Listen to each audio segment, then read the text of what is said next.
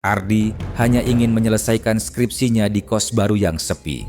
Namun, sebuah aplikasi misterius muncul sendiri di ponselnya, mengirim foto dan video dirinya dari sudut-sudut kamar yang mustahil. Seakan ada mata tak terlihat yang selalu mengawasi. Setiap notifikasi baru adalah ramalan buruk yang akhirnya jadi kenyataan. Saat notifikasi terakhir menampilkan jasadnya sendiri, Ardi sadar ia sedang dihitung mundur. Tapi, siapa yang mengendalikan kamera itu? Temukan jawabannya dalam Siluet Malam yang penuh misteri. Siapkan diri kalian, karena kita akan mengungkap kisah yang tidak akan pernah kalian lupakan. Jangan lupa subscribe, like, dan share video ini ke teman-teman kalian agar mereka juga bisa merasakan misteri yang sama. Tinggalkan komentar di bawah jika kalian punya pendapat dan cerita horor seram untuk dibagikan. Terima kasih, semoga diberi sehat dan bahagia selalu. Selamat menonton. Ardi, mahasiswa tingkat akhir, baru saja pindah ke kos sederhana di dekat kampus.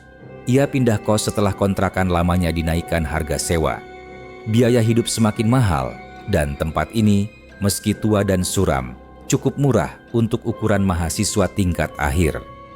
Ardi menarik koper kecilnya pelan, suaranya berderit melawan lantai keramik.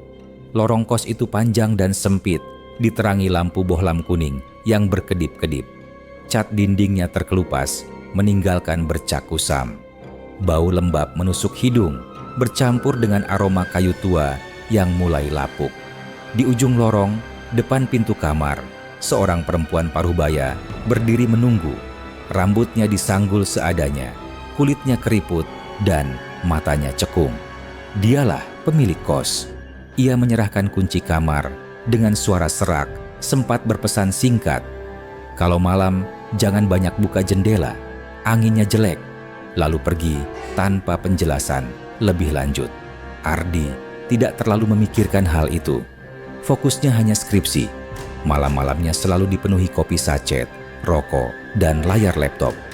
Kamarnya cukup luas, ada meja belajar, kasur tipis, lemari kayu tua. Tapi ada satu hal yang membuatnya tak nyaman. Cermin besar menempel di dinding, berbingkai kayu tua.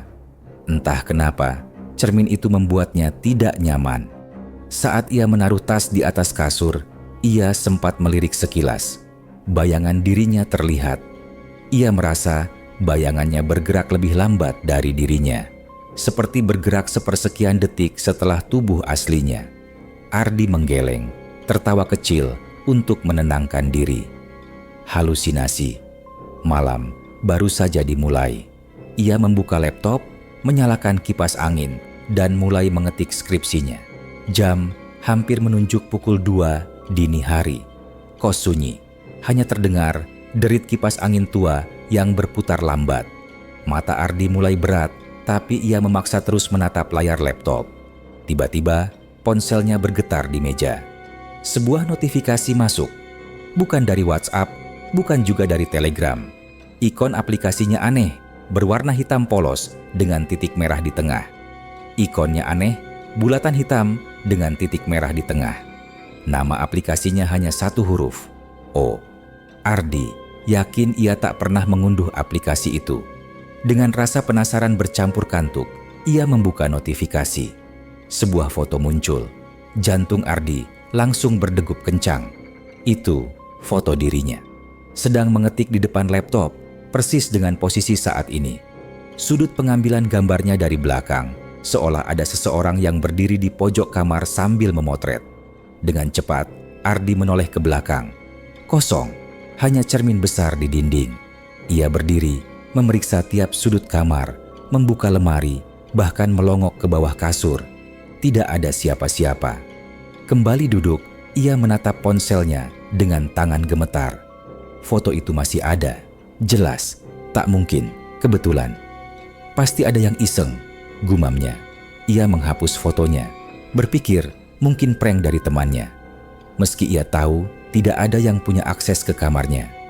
Ardi mencoba menutup aplikasi itu. Tapi saat ia letakkan ponsel di meja, getaran lain terdengar. Notifikasi kedua masuk.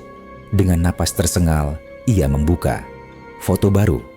Kali ini, dirinya sedang tertidur di meja, kepala tergeletak di atas laptop. Yang membuatnya hampir menjatuhkan ponsel adalah detail lain dalam foto itu. Sebuah tangan pucat bertengger di bahunya. Ardi terlonjak bangun, menyalakan semua lampu. Tapi, kamar tetap sepi. Cermin besar di dinding memantulkan dirinya yang gemetar, terlihat lebih pucat dari biasanya. Ardi langsung menutup ponsel, meyakinkan diri bahwa ini halusinasi akibat begadang. Ia rebahan, menarik selimut, mencoba memejamkan mata.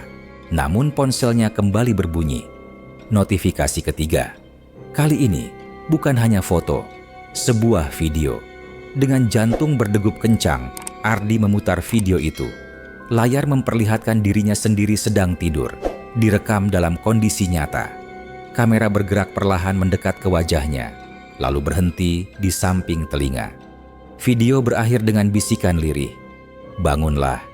"Aku sudah di sini." Ardi sontak berdiri. Kursi terjatuh. Ia menatap sekeliling kamar dengan napas terengah. Kosong. Sejak malam itu, Ardi tidak bisa tidur nyenyak.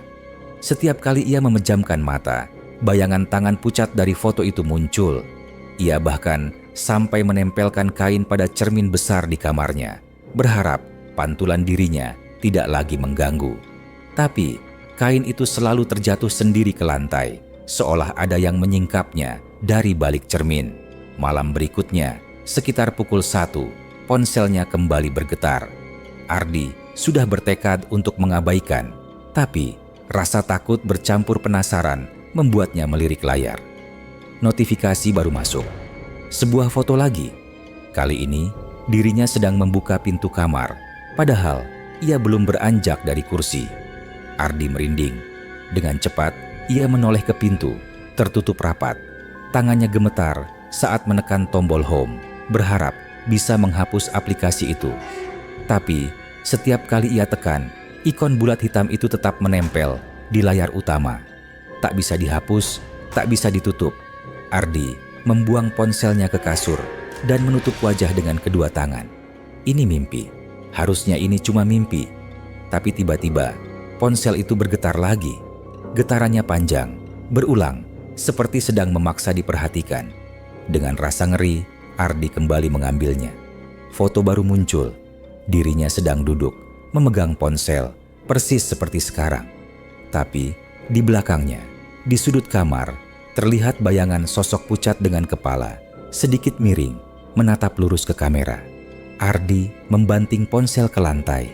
Layarnya retak, tapi foto itu masih terlihat jelas. Sosok itu tetap berdiri di sudut, tidak bergerak. Dengan terburu-buru ia menoleh ke sudut kamar. Kosong. Namun, ketika matanya beralih ke cermin besar, ia hampir menjerit. Bayangan dirinya di cermin tidak duduk diam seperti dirinya sekarang. Bayangan itu justru berdiri di sudut kamar, persis di posisi sosok dalam foto. Ardi tidak bisa lagi berpura-pura. Apa yang terjadi padanya bukan sekadar halusinasi. Notifikasi itu nyata, dan apapun yang ada di balik cermin jelas sedang mengincarnya. Siang hari, ia mencoba mencari informasi lewat laptop. Ia ketikkan kata kunci yang ia rasa paling cocok. Aplikasi O, notifikasi aneh, kamera hantu. Mayoritas hasil pencarian hanya teori konspirasi dan thread konyol. Namun jauh di bawah, tersembunyi di forum gelap, ia menemukan sebuah diskusi panjang. Judul thread itu membuat bulu kuduknya berdiri. Notifikasi terakhir, aplikasi yang membawa kematian. Dengan hati-hati, ia membaca setiap komentar. Banyak yang mengaku pernah melihat ikon aplikasi dengan huruf O muncul sendiri di ponsel mereka. App dengan ikon O muncul di ponsel orang-orang tertentu.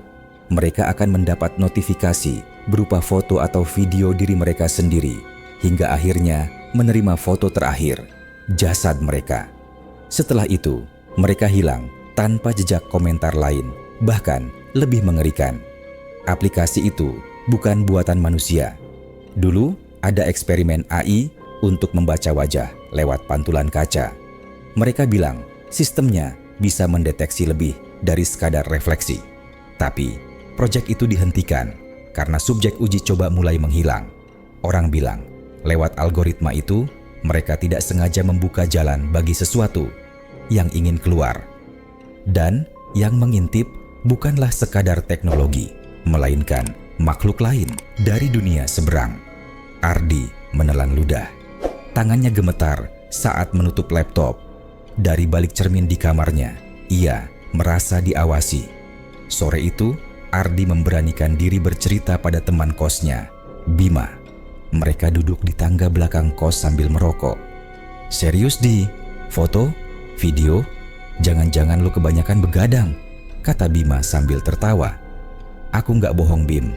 Lihat sendiri aja." Ardi menyerahkan ponselnya.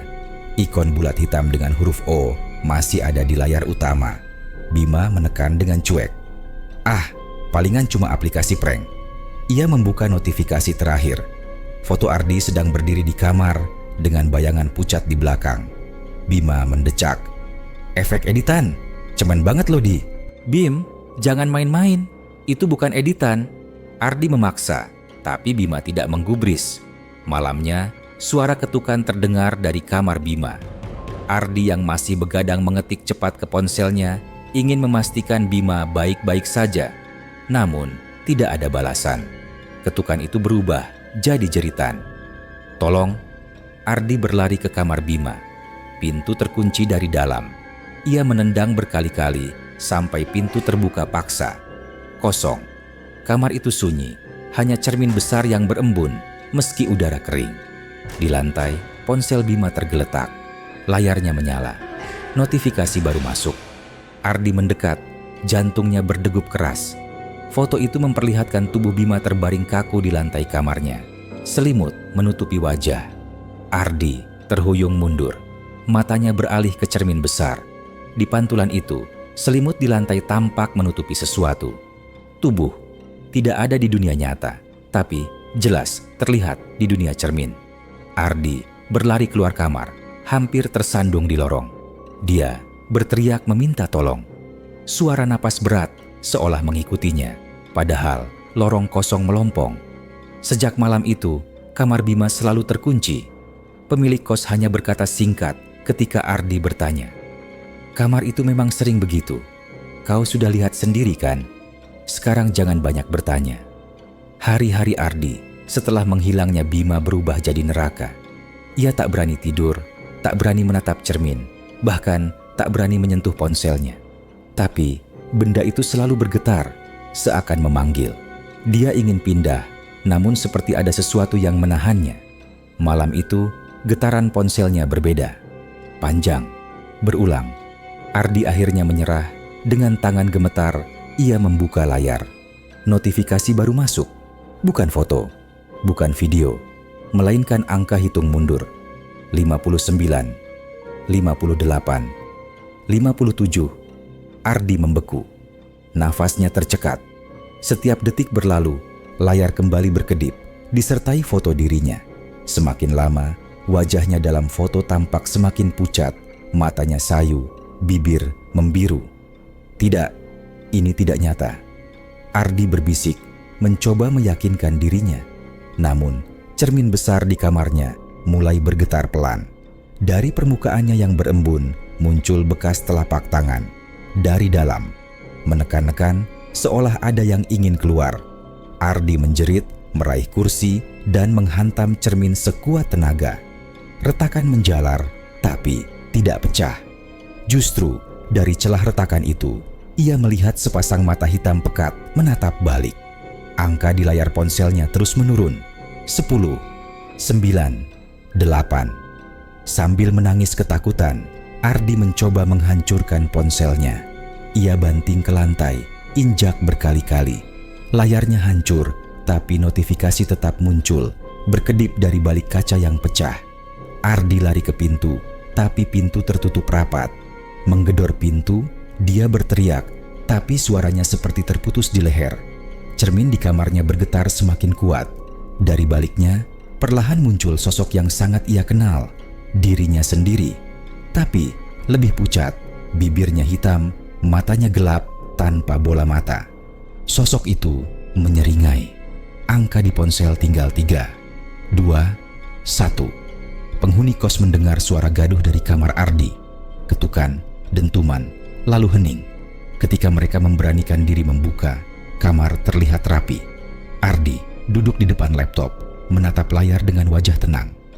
"Aku nggak apa-apa," katanya datar. Senyum tipis menghiasi bibirnya. Para penghuni kos saling berpandangan, bingung. Mereka meninggalkan Ardi yang kembali mengetik di depan laptop. Namun, layar laptopnya menyala, kamera aktif otomatis, menampilkan bayangan lain berdiri di belakang Ardi, pucat, bermata hitam pekat, tersenyum ke arah kamera. Di meja, ponsel retak milik Ardi bergetar sendiri. Notifikasi terakhir muncul di layar. "Waktumu sudah habis." Lalu layar padam.